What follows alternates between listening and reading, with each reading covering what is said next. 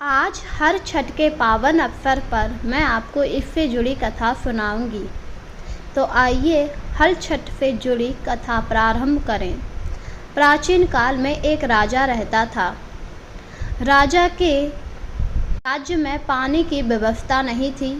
उसने सागर और नदी खुदवाए पर उसमें पानी नहीं आया। राजा काफ़ी परेशान हुआ।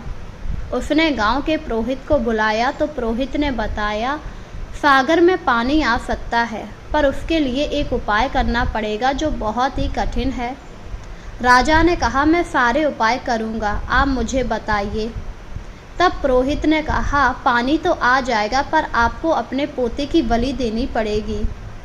यह सुनकर राजा काफ़ी ज़्यादा दुखी हुआ। इस पर पुरोहित ने कहा, मुझे पता है बहू के होते आप पोते की बलि नहीं दे सकते, इसलिए बहू को मायके भेज दीजिए। यह कहकर कि उसकी माँ की तबीयत बहुत खराब है। अगले दिन राजा ने वैसा ही किया। उस दिन हर छठ थी।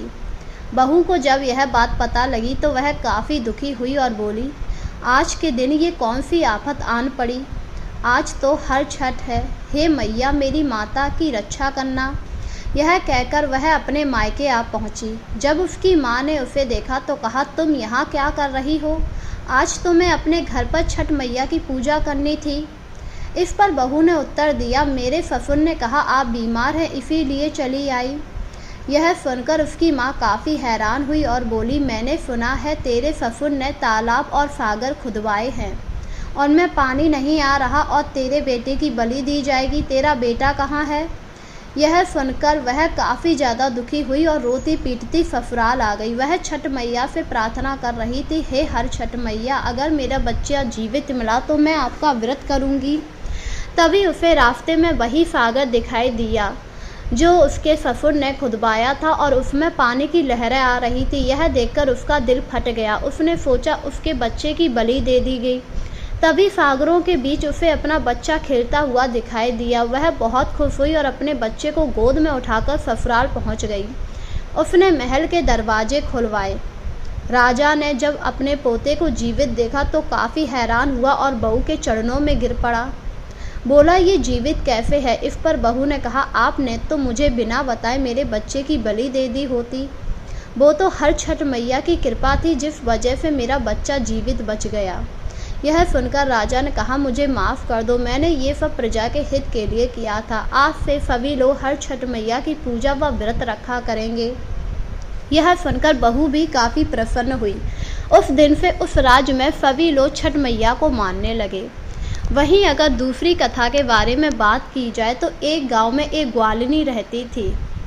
उसे बच्चा होने वाला था पर उसका ध्यान सबसे ज़्यादा दूध दही बेचने में लगा हुआ था, क्योंकि उसे पता था अगर प्रसव हो गया तो उसका दूध दही बेकार हो जाएगा और इसीलिए वह दूध दही को बेचने के लिए दूसरे गांव चली गई। रास्ते में उसे प्रसव पीड़ा हुई जिस वजह से वह एक पेड़ के नीचे जाकर प्रसव कर लिया और अपने बच्चे को वहीं छोड़कर दूसरे गांव में दूध बेचने चली गई।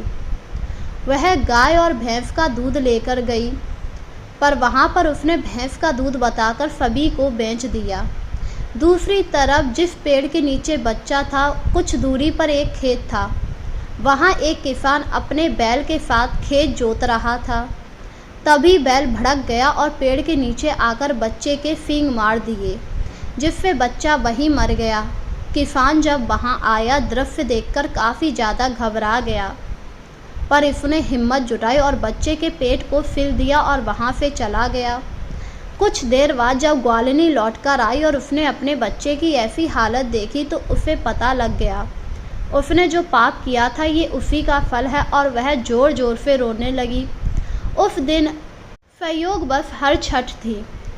जब उसे पता लगा आज हर छठ है तो उसने हर छठ मैया से प्रार्थना करते हुए कहा, हे मैया मेरे बच्चे को जीवित कर दो, मैं इसका प्रायश्चित करूँगी। यह कहकर वह वापस से गांव में आई और अपना जुर्म कबूल करने लगी। उसने सारे गांव में बताया कि कैसे उसने गाय और भैंस का दूध बताकर बेच दिया। इससे आप लोगों का धर्म भ्रष्ट हुआ है, मुझे पता है। उसने पूरे गांव में घूम घूम कर अपनी आप बीती बताई और बताया कि उसे हर छठ मैया ने कैसे दंड दिया है। जब महिलाओं को इस बारे में पता लगा तो उसने उन्हें माफ़ कर दिया, साथ ही उसे आशीर्वाद भी दिया। ग्वालिन काफ़ी ज़्यादा दुखी थी और वह रोते पीटते फिर उसी पेड़ के नीचे आई तो हैरान हो गई, क्योंकि उसका बच्चा जीवित था, जिसे देखकर उसने छठ मैया को मान लिया और उस दिन से वह हर छठ मैया की पूजा करने लगी और उसी के साथ उसने प्रण किया, आज के बाद वह कभी भी झूठ नहीं बोलेगी। इस प्रकार जो भी आज के दिन सच्चे मन से हर छठ मैया की पूजा करता है, उसके ऊपर हर छठ मैया की कृपा हमेशा बनी रहती है। तो बोलो जय हर छठ मैया।